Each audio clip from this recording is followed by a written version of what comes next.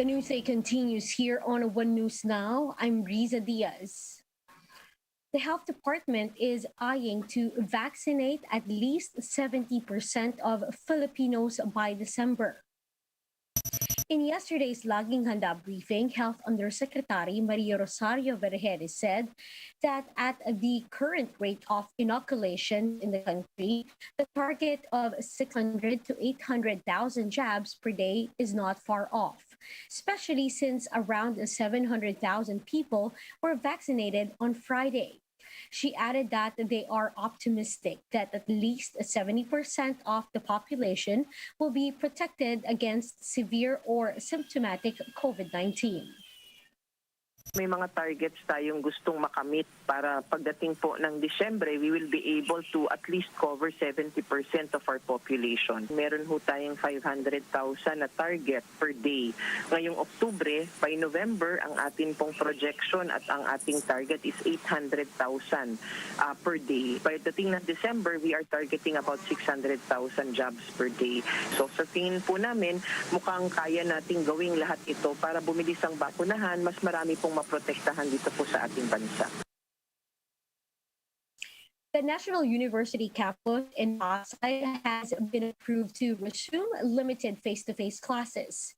Laila Pangilinan has the story. The National University in MOA has been added to the list of universities that are now allowed to operate limited face-to-face classes. This came after the Commission on Higher Education conducted an inspection on Friday. We have to see to it that there really is good ventilation in the classroom. They should also follow this social distancing.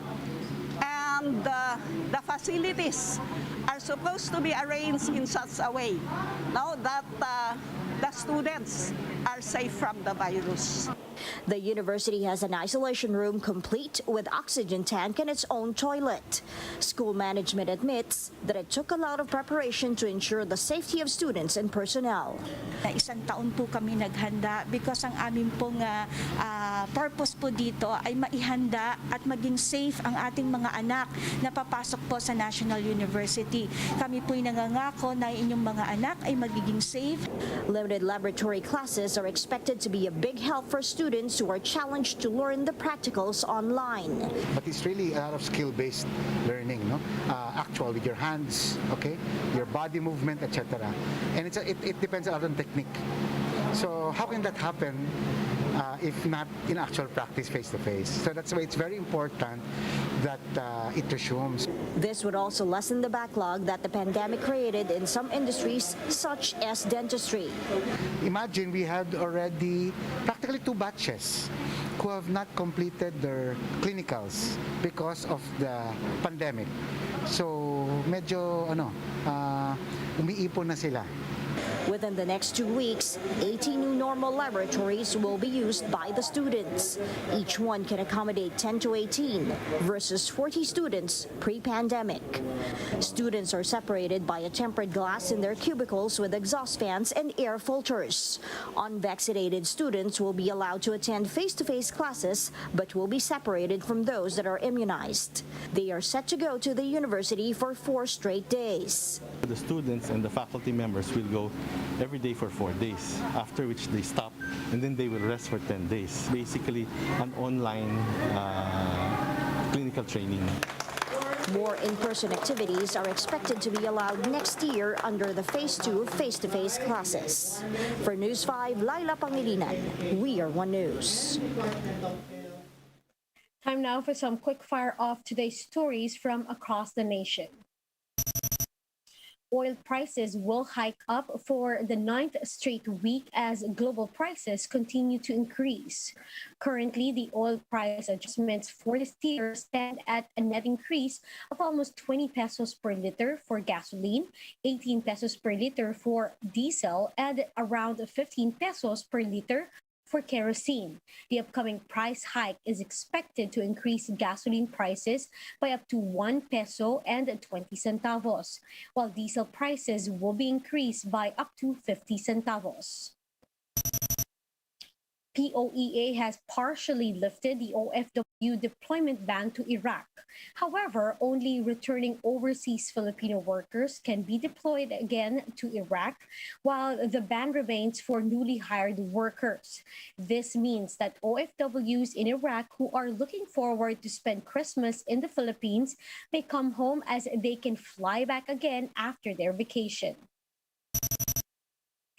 A shellfish ban has been imposed in 10 areas in Visayas and Mindanao.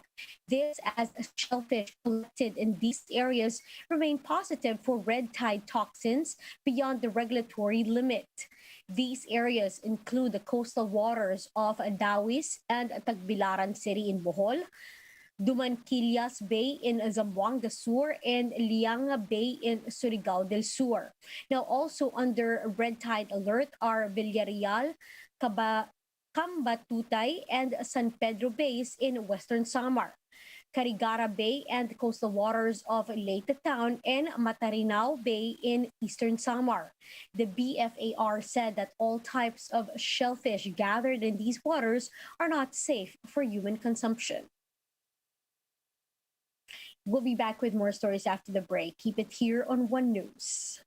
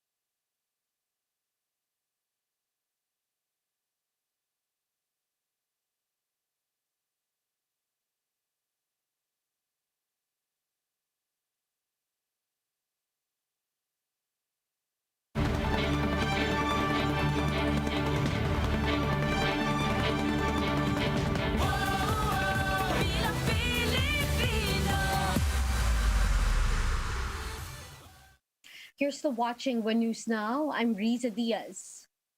The Federation of Free Workers, headed by senatorial aspirant Sonny Matula, says they are not endorsing Bongbong Marcos and, in fact, have never endorsed the presidential aspirant. Recall that in 2016, it was reported that labor blocs, including the FFW, have endorsed Marcos, which they denied just this month. According to Philstar.com, the group said they simply invited the then vice presidential candidate to a forum where other candidates were also present. The Marcos camp subsequently released a statement that the labor group had endorsed him. But according to FFW Vice President Luis Ingles, the group actually endorsed then Vice President Jeju Marbinay in 2016 and no one else. Meanwhile, speaking to the chiefs, Matula said that FFW is officially endorsing presidential candidate Lenny Robredo, under whose slate Matula is running for as senator. Official na stand ng Federation of Free Workers ay nasa call for learning kami. Pero hindi naman ibig sabihin na makontrol natin ang isip ng ating lahat ng mga kasapi. Pero palagay ko ang bulk ng aming kasapian ay para kay Len.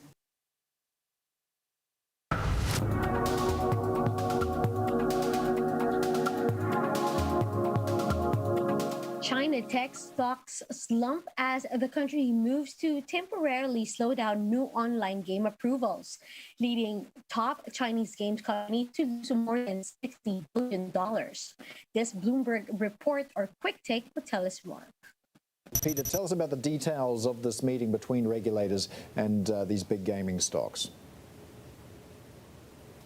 Yeah, so earlier this week, 4 different regulatory agencies brought in the big games companies, and they talked to them about how they need to tighten their oversight of the games industry. They really emphasized a couple of different points. One is that the games companies need to break their focus on making money out of this business.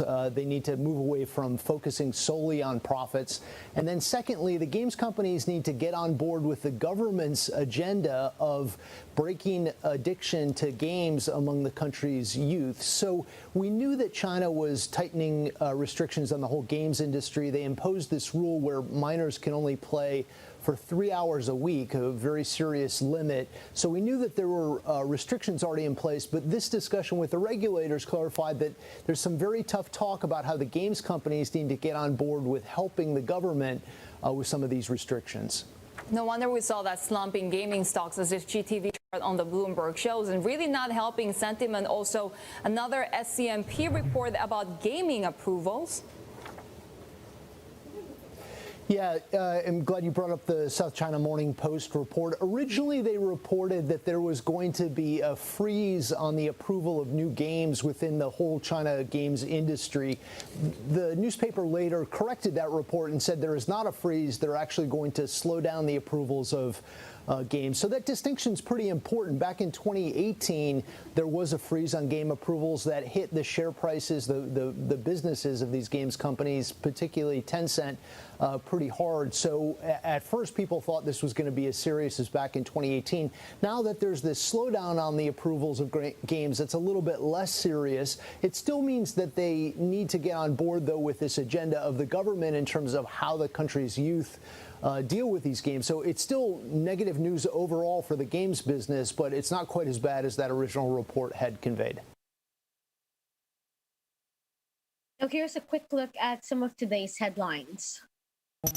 Presidential aspirant Calyodi de Guzman and his running mate Walden Bello revealed that they want to legalize divorce and to decriminalize abortion. Cemeteries across Davao City are closed for 2 weeks starting today to avoid the mass gatherings during Undas. And Pinay superhero Darna makes an appearance at this year's Miss Intercontinental pageant through Miss Philippines Cindy Obenita.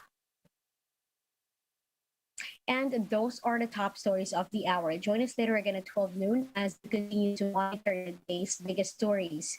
You can also catch One News on a Signal Play app. Register for a free account now at www.signalplay.com and stream One News live anytime, anywhere. I'm Riza Diaz. Mask on, wash hands, and stay safe, Philippines. We are One News.